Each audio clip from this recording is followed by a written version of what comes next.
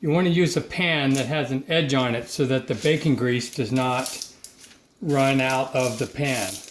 I also put a piece of parchment paper in the bottom of the pan just to make the pan easier to clean. And after the bacon has cooled, you've removed the bacon and the grease is cooled and coagulates, you can just pull out the parchment paper and all the grease will come with it and throw it away. I have to thank my brother John for this method.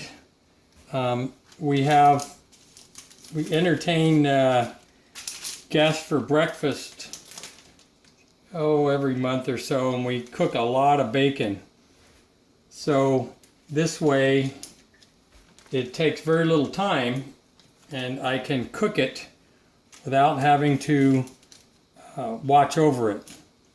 So you lay it out in a pan and cook it at 400 degrees, regular bake, for about 20 minutes. You'll have to check it after 20 minutes.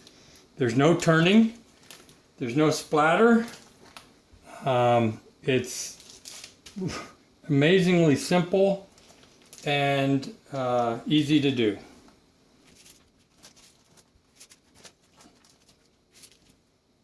And I think I'll go ahead and squeeze one more along the edge. Okay, now when the oven heats up, I'll just put that in for 20 minutes.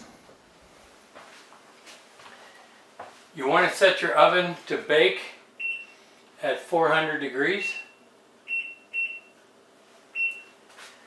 Alright, our oven is at 400 degrees, so you just put the bacon in for 20 minutes and take a look. Okay, I've had to go a lot longer than 20 minutes. I've gone 29 minutes, and the reason is this is a thick cut bacon. So you can see how it's come out here. Looks really nice. There's no splatter in the oven.